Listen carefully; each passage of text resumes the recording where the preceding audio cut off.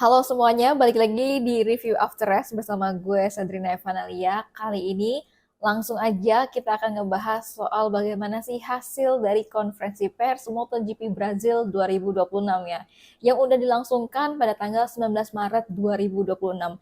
Tapi sebelum lanjut, ini ada informasi dari Fermin Aldeguer ya, dan dia dipastikan fit ya untuk bisa join di MotoGP Brazil 2026 karena sebelumnya Fermin Aldeguer ini sempat absen ya di balapan Thailand kemarin dan juga di tes pramusim yaitu di Valencia. Di Valencia dia ada di Sepang Tes dan juga di Buriram Tes ya. Jadi dua tes tersebut Fermin Aldeguer ini absen karena dia mengalami cedera patah tulang paha kiri. Nah, akhirnya Fermin Aldeguer ini dipastikan fit gitu ya untuk bisa mengikuti MotoGP Brazil 2026 ini. Oke, lanjut kita ke bagaimana sih hasil dari konferensi pers MotoGP Brazil 2026. Jadi di konferensi pers ini ada 3 pembalap ya yang hadir. Yang pertama itu adalah Marco Bezzecchi, kemudian ada Pedro Acosta selaku pembalap yang memimpin gitu ya poin klasemen, dan juga ada pembalap tuan rumah yang di Brazil yaitu Diogo Moreira. Jadi lalu apa kata mereka? Ini akan gue bahas ya satu persatu. Jadi kalau Marco Bezzecchi ini bilang di saat sesi konferensi pers, dia bilang dia sangat antusias banget dengan balapan di Brazil gitu. Dan dia juga penasaran dengan track baru dari sirkuit Goiânia di sirkuit Ayrton Senna ya. Jadi dia melihat bahwa Grand Prix kali ini adalah pengalaman baru karena sirkuit ini benar-benar baru dan baru pertama kali lagi untuk bisa hadir di Brazil setelah sekian tahun lamanya, bahkan lebih dari 22 tahun gitu ya, baru balik lagi ke Brazil gitu. Dan di track baru ini benar-benar nggak ada data ya sebelum-sebelumnya, baik dari data tes gitu ya, dari tes motor, kemudian juga tes ban, ini sama sekali nggak ada. Jadi benar-benar disebut sebagai blind GP alias benar-benar balapan yang buta gitu ya, karena para pembalap di sini belum punya data sama sekali. Maka dari itu, kalau menurut dari Marco Bezzecchi, ini juga sebagai pengalaman baru gitu ya bagi Marco Bezzecchi untuk bisa balapan gitu di track circuit baru ini. Dan menurut dari Marco Bezzecchi, dengan dia ataupun MotoGP gitu ya, ke negara yang baru, ini juga menjadi pengalaman baru dan juga menjadi sebuah tantangan yang baru gitu. Dan menurut dari Marco Bezzecchi, ya ini juga ada suatu keuntungan ya ketika hadir gitu ya di negara baru, dia bisa refresh lah istilahnya ya daripada sirkuit-sirkuit yang memang sudah rutinitas, dan juga tentunya bertemu dengan para fans-fans yang baru gitu. Nah, meski begitu ia mengingatkan bahwa track baru ini sebenarnya tricky gitu dan butuh adaptasi yang bagus karena semuanya ini benar-benar dari nol ya. Terus maka dari itu Marco Bezzecchi juga sebenarnya nggak punya ekspektasi yang muluk-muluk gitu ya, tapi dia percaya bahwa dia bisa kompetitif bersama dengan timnya. Dan soal teknis, ini ketika ditanya soal Aero F1 duck-nya Aprilia gitu ya, yang memang benar-benar works gitu ataupun berhasil gitu ya di MotoGP Thailand waktu kemarin, ini Marco Bezzecchi nggak terlalu ingin banyak berkomentar, tapi dengan adanya Aero F1 duck dari Aprilia itu, Marco Bezzecchi merasa feel-nya itu juga terasa bagus. Itu kata Marco Bezzecchi di konferensi persnya. Kemudian kita ke Pedro Acosta ya. Jadi kalau menurut Pedro Acosta yang memimpin klasemen poin MotoGP saat ini, dia merasa kalau sebenarnya tuh dia dan juga KTM seharusnya tidak memimpin klasemen. Ini pernyataan yang cukup unik gitu ya bagi Pedro Acosta gitu. Karena menurut dari Pedro Acosta, dia merasa posisinya saat ini adalah bukan target dari dia dan juga timnya. Target dari Pedro Acosta sebenarnya hanya finish di top 5 ataupun di 5 besar gitu ya, secara konsisten, bukan mengejar kemenangan gitu ya atau gelar championship saat ini. Tapi selain itu juga menghindari kesalahan, terutama crash ya yang sering terjadi pada musim 2025 lalu gitu. Dan juga di menjelang MotoGP Brazil ini, Pedro Acosta bilang dia tidak menargetkan target yang tinggi seperti Marco Bezzecchi ya, dia juga nggak mau muluk-muluk gitu menargetkan bisa juara pertama terus gitu ya, tapi lebih dulu ini memang lihat dulu gitu di sesi free practice pertamanya. Apakah dia bisa beradaptasi gitu ya di sirkuit baru ini, dan juga bagaimana sih dengan performanya mesin KTM. Oke, lanjut kita ke pembalap tuan rumah, yaitu ada Diogo Moreira yang bilang sirkuit Ayrton Senna ini memang menjadi salah satu track yang beberapa kali pernah dijajal sama Diogo Moreira gitu ya sejak kecil. Dan Moto Brazil ini menjadi balapan spesial bagi Diogo Moreira karena tentunya ini balapan di kampung halamannya sendiri gitu ya, ataupun di home race-nya Diogo Moreira, dan dia juga merasa bangga menjadi rider lokal gitu. Dan menurut dari Diogo Moreira, ini sebagai kayak mewujudkan mimpi masa kecilnya dia. Dan di konferensi pers ini, dan juga terutama di balapan nanti, Diogo Moreira ini udah menyiapkan helm spesial ya. Jadi helm spesial untuk MotoGP Brazil 2026. Di mana di sini adalah tema dari helmnya Diogo Moreira, yaitu adalah special tribute to Ayrton Senna. Jadi Ayrton Senna itu adalah pembalap F1 ya, yang legenda banget gitu, yang terkenal banget di Brazil. Dan Ayrton Senna ini juga menjadi pembalap yang idola gitu ya, pembalap idola dari Diogo Moreira sejak kecil. Dan Ayrton Senna ini menjadi pembalap yang menginspirasi Diogo Moreira. Dan bahkan dengan adanya tribute to Ayrton Senna ini juga sebagai penghormatan gitu ya kepada Ayrton Senna, dan juga sekaligus menjadi koneksi emosional bagi para fans di Brazil. Nah, untuk targetnya sendiri untuk Diogo Moreira di MotoGP Brazil, dia juga nggak muluk-muluk untuk menargetkan bisa berada di posisi terdepan gitu ya, karena dia masih seorang rookie dan juga masih beradaptasi gitu ya sama motor MotoGP-nya. Dan itu dia tadi ya hasil dari konferensi pers MotoGP Brazil 2026 yang memang hadir, ada Pedro Acosta, ada Marco Bezzecchi, dan juga ada Diogo Moreira. Dan kita akan bahas gimana sih apa pernyataannya dari Marc Marquez, Pecco Bagnaia, Fabio Quartararo, dan juga hingga Toprak Razgatlioglu ya, yang memang pernyataannya ini bukan dilontarkan di konferensi pers, tapi di media scrum gitu. Nah, kita ke Marc Marquez dulu ya. Jadi kalau katanya Marc Marquez, ketika diwawancara, Marquez itu bilang bahwa pemulihan cederanya ini semakin oke, semakin improve gitu. Bahkan menjelang MotoGP Brazil kemarin ya, kalau kita lihat di Instagramnya Marc Marquez itu, dia sering banget latihan motocross gitu ya sama Diogo Moreira, kemudian juga sama Alex Marquez. Dan ada menurut dari Marc Marquez gitu, ada sesuatu yang impossible dilakukan sebelumnya gitu, dan ini juga akhirnya memungkinkan untuk dilakukan sama Marc Marquez menjelang MotoGP Brazil ini. Apa?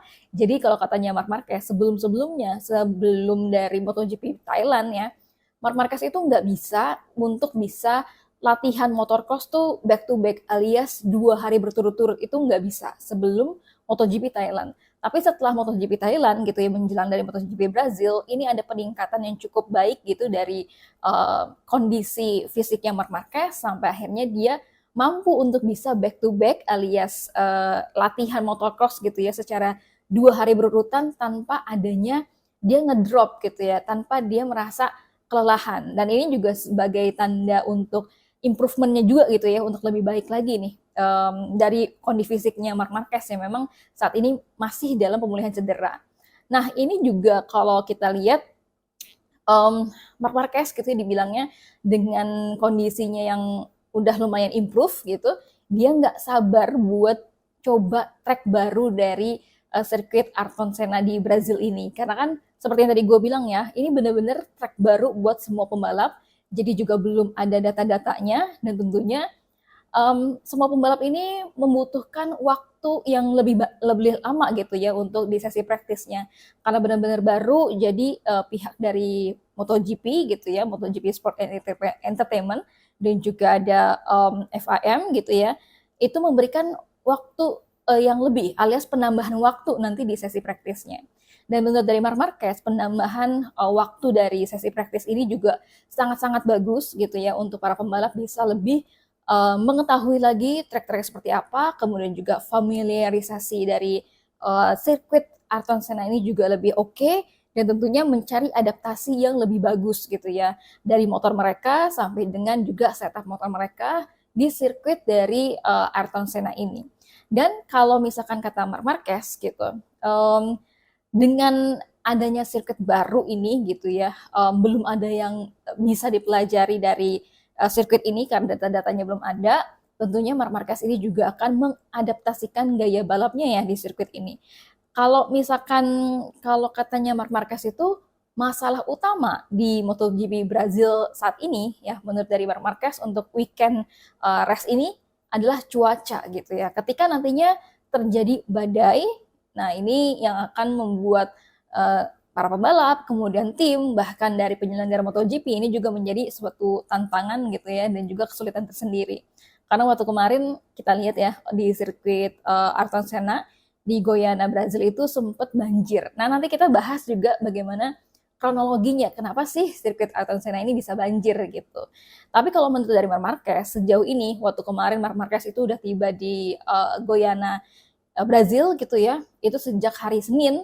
Dan menurut dari Marc Marquez, waktu kemarin itu matahari dan juga cuacanya juga masih aman. Sehingga masih bisa mencoba gitu ya untuk beradaptasi dengan cepat.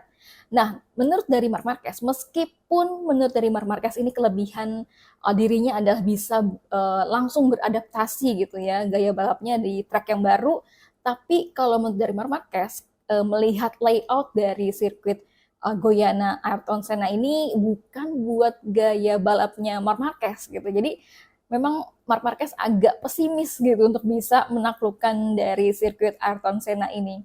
Karena kalau sebelumnya juga gue sempat bahas ya di sirkuit Ayrton Senna ini kebanyakan adalah tikungan ke kanan. Jadi ada 9 tikungan ke kanan. Kalau kita tahu Marc Marquez itu agak kesulitan kan kalau tikungan ke kanannya banyak dan apalagi dia lagi cedera bahu kanannya gitu. Dan ini juga diakuin sama Marc Marquez sebenarnya. Jadi menjadi sebuah tantangan dan juga kesulitan tersendiri bagi Marc Marquez ketika berada di layout sirkuit dari Ayrton Senna ini gitu. Nah, Marc Marquez juga bilang jika dibandingin dengan sirkuit Barcelona gitu ya, kesamaannya adalah banyak tikungan ke kanannya, tapi untuk sudutnya sendiri ataupun sudut tikungan itu berbeda gitu. Dan sirkuit ini menurut dari Marc Marquez sangat sulit untuk mengovertake ya pembalap lainnya dan yang paling memungkinkan momen ataupun titik overtake itu adalah di tikungan pertama.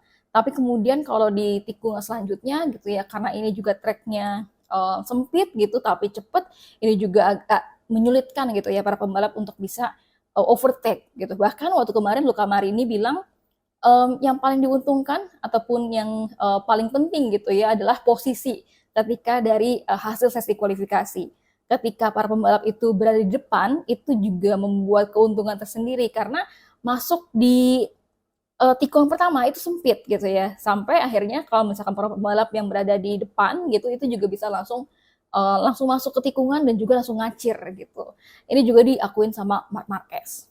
Oke, lanjut. Jadi Marc Marquez ini juga bilang bahwa sirkuit baru kayak gini sebenarnya mengingatkan dia seperti sirkuit baru di Indonesia alias di Mandalika dan juga di Argentina gitu, di mana permukaan tracknya ini masih baru gitu ya untuk diaspal dan tapi dia berharapnya untuk Marc Marquez gripnya gitu ya, grip bannya ini bakal semakin bisa normal ketika memang udah dipakai secara terus-menerus dari FP1 nantinya ya, baik dari Moto3, Moto2 dan juga MotoGP gitu. Dan selain itu, Marc Marquez juga menyoroti ban ya yang disediain sama Michelin. Jadi kalau ada beberapa pendapat gitu ya dari para pembalap, memang yang menentukan di sirkuit ini adalah penggunaan ban gitu.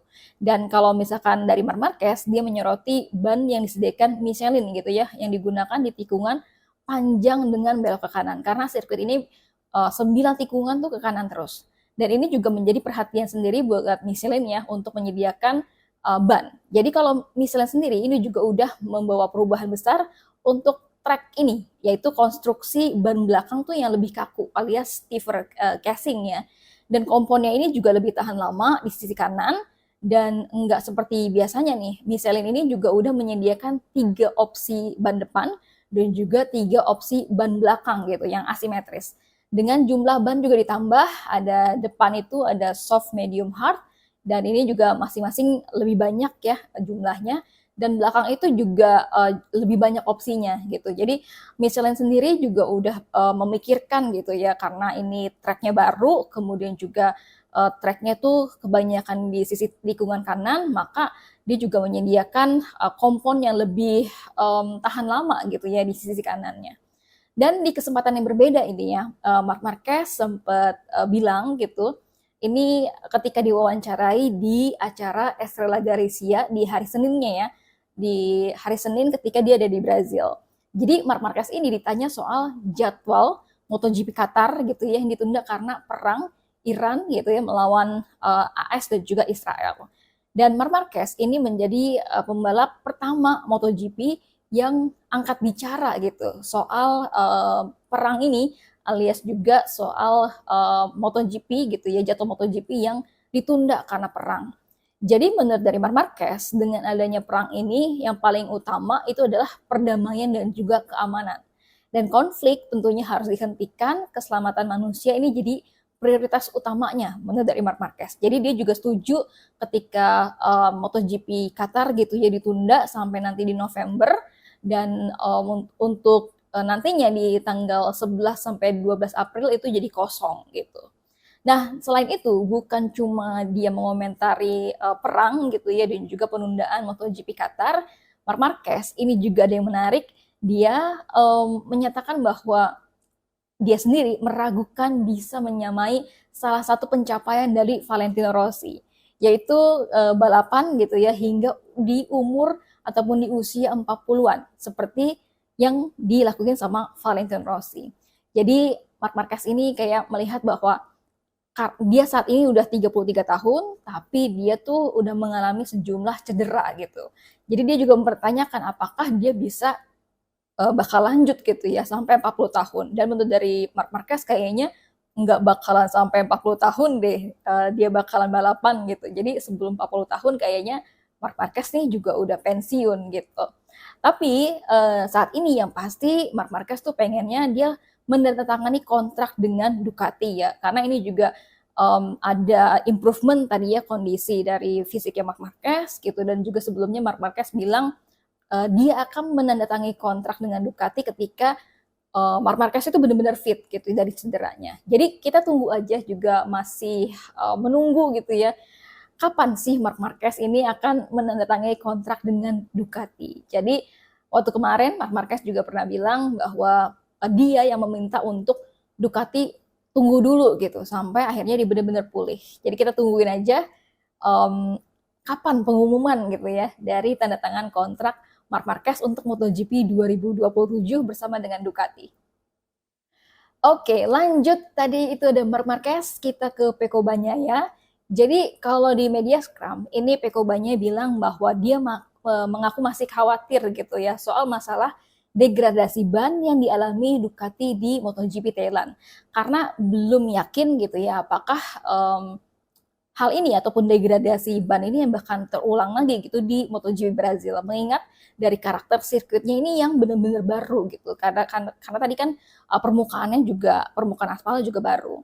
Dan Pecco Bagnaia ya ini menegaskan bahwa tim Ducati ini juga udah bekerja keras gitu ya mencari solusi agar performa dari Pecco Bagnaia dan juga para pembalap Ducati lainnya ini lebih konsisten gitu ya sepanjang race. Apalagi di balapan Brazil ini meskipun memang sirkuitnya pendek tapi lumayan banyak lapsnya, yaitu 31 lap.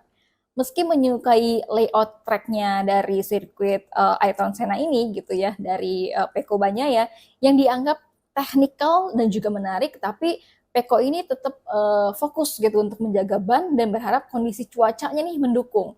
Kalau hujan, kalau badai agak sulit gitu, tapi kalau misalkan cerah itu mendukung gitu ya dari performanya Pecco dan juga lain-lainnya. Karena kalau misalkan hujan gitu, ini juga balapan bisa menjadi jauh lebih sulit kalau katanya Pecco. Oke, lanjut kita ke Fabio Quartararo. Fabio Quartararo belum coba tapi udah pesimis duluan. Jadi kalau katanya Fabio Quartararo di media Scrum gitu ya, dia menegaskan bahwa balapan di Brazil nantinya ini juga kayaknya nggak akan mengubah situasi dari Yamaha gitu. Apalagi ini kan Yamaha pakai yang baru ya, mesin Yamaha V4 gitu. Karena menurut dari Fabio Quartararo, timnya saat ini tuh kesulitan di semua track dan nggak ada satu area pun gitu ya dari Yamaha V4 ini yang benar-benar kuat menurut dari Fabio Quartararo. Meskipun dari Fabio Quartararo ini nggak melihat adanya peningkatan gitu ya performa dari Yamaha V4 sejak MotoGP Thailand, meskipun ini juga udah melaksanakan tes gitu ya, private test di Jerez, sehingga ekspektasinya dari Fabio Quartararo ini tetap rendah dari Yamaha V4. Fabio Quartararo juga menyebut seluruh rider Yamaha, baik dari Jack Miller, Alex Rins, dan juga Toprak Razgatlioglu, ini merasakan hal yang sama gitu, karena motornya masih sulit dimengerti alias sulit dipahami gitu. Dan juga terutama soal feeling front end dan performa secara keseluruhan dari Yamaha V4 ini juga um, masih jauh lah ya performanya dibandingin dengan Aprilia, apalagi dengan Ducati gitu. Dan menurut dari Fabio Quartararo, meskipun dia menyukai atmosfer Brazil gitu ya, MotoGP Brazil di luar lintasan, tetapi dia pengen tetap realistis kalau motor mereka ini masih akan menderita, alias Yamaha V4 ini masih akan menderita dengan fokus hanya untuk membangun kepercayaan diri dari Fabio Quartararo aja. Dia ingin menghindari kesalahan dan tentunya bisa beradaptasi ya dengan track yang baru, yang tracknya itu disebut sebagai technical dan juga yang menantang. Jadi kita doain aja deh buat Fabio Quartararo, semoga ada keajaiban, semoga performanya Fabio Quartararo dan juga teman-temannya di Yamaha V4 itu juga lebih baik lagi. Oke, kita lanjut ke Toprak Razgatlioglu. Ini Toprak melihat bahwa MotoGP Brazil sebagai peluang positif ya, ketika semua rider dan juga tim ini memulai dari nol karena benar-benar baru sirkuitnya dan juga belum ada data sama sekali.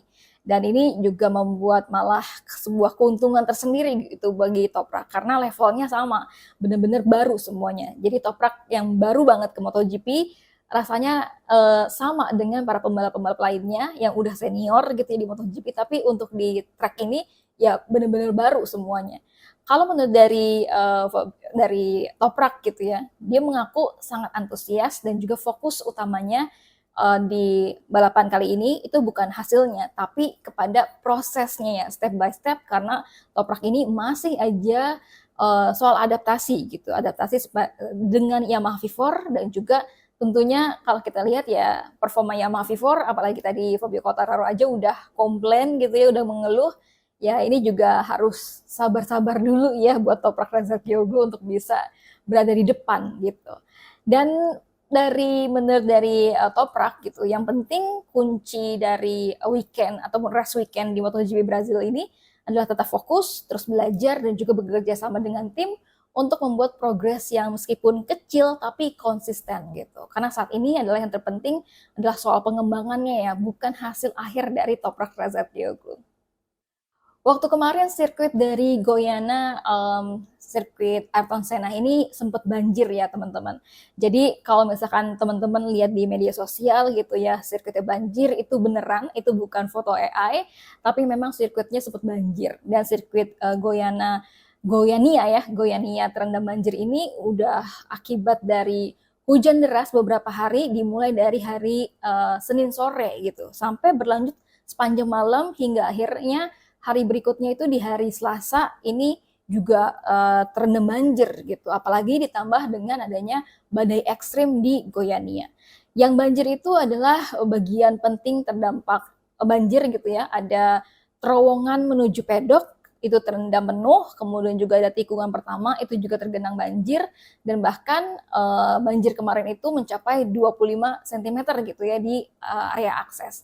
Tapi setelah dari hari Rabu ya, ini juga Loris Capirossi yaitu MotoGP Safety Officer bahwa memastikan semuanya ini banjir sudah terkendali ya gitu di sirkuit Ayrton Senna ini. Dan sirkuit ini udah nggak banjir lagi karena tim dari sirkuit gitu ya dan juga tim MotoGP ini juga udah bekerja sejak pagi gitu, dan juga ada 6 tim yang sudah membersihkan sirkuit ini di berbagai titik. Meskipun udah gak banjir, tapi yang menjadi ancaman gitu ya, yang juga menjadi tantangan adalah terkait dengan cuaca dan juga badai. Jadi hujan yang tinggi ini akan membuat kekhawatiran tersendiri bakal ada banjir lagi gitu. Dan kita doain aja semoga cuaca mendukung gitu ya, dan juga cerah, jadi nanti balapannya juga lancar-lancar aja. Oke, terakhir yang paling tunggu-tunggu sama teman-teman, yaitu ada informasi dari VD Ega. Jadi ini ada persiapan dari VD Ega ya untuk menghadapi Moto3 Brazil 2026. Jadi kalau misalkan VD Ega ini menegaskan bahwa dirinya datang ke Moto3 Brazil ini dengan fokus ya untuk belajar dan juga beradaptasi dengan cepat di sirkuit baru. Karena semua pembalap mulai dari nol, bukan cuma dari MotoGP aja, tapi juga Moto3 ini pembalap juga sama-sama belajar dari nol gitu ya untuk sirkuit baru ini, dan kunci utamanya siapa pembalap yang paling cepat beradaptasi itu adalah pembalap yang bakal berhasil gitu di Moto3 Brazil ini. Kalau misalkan dari VD Ega ya, ketika kita lihat di Instagramnya Honda Tim Asia, ini VD Ega bilang bahwa cuaca di sana tuh panas gitu, tapi dia berharap bahwa kondisi tracknya gitu itu bisa lebih baik lagi, karena kan sempat banjir gitu ya, sempat juga kotor gitu sirkuitnya di beberapa titik, dan dia tuh merasa ketika sudah tiba di Brazil dia merasa termotivasi gitu ya, dan juga dia sangat excited dan juga nggak sabar untuk bisa mencoba first lap, dia bilang, alias putaran pertama dari sirkuit Ayrton Senna ini, dan tentunya dia juga nggak sabaran untuk bisa balapan Moto3 gitu. Jadi kita doain aja untuk Veda Ega gitu ya, dan juga Mario Aji tentunya di Moto2. Untuk Veda Ega, gue berharapnya performanya tuh bakal sebaik MotoGP Thailand lah ya, atau Moto3 Thailand ya gitu. Mudah-mudahan performanya oke gitu ya. Nggak muluk-muluk, nggak usah podium dulu, tapi dapat poin gitu. Kalau misalkan dapat poin konsisten gitu ya, sampai akhir kan puncak klasemennya juga poin-poinnya terkumpul gitu. Oke, segitu dulu teman-teman untuk review After Race kali ini. Jangan lupa untuk like, komen, dan juga share. Nanti akan gue bahas seputar FP1, kemudian juga praktis sampai dengan sesi kualifikasi, sprint race, sampai dengan balapannya ya untuk MotoGP dan juga Moto3 Brazil 2026. Oh ya, selamat untuk teman-teman yang berlebaran gitu ya di tanggal 20 Maret 2026 ini. Dan juga kita akan menyongsong Lebaran Idul Fitri gitu di tanggal 21 Maret juga. Jadi selamat Idul Fitri buat teman-teman semua yang merayakan, dan juga mohon maaf lahir batin. Bye bye.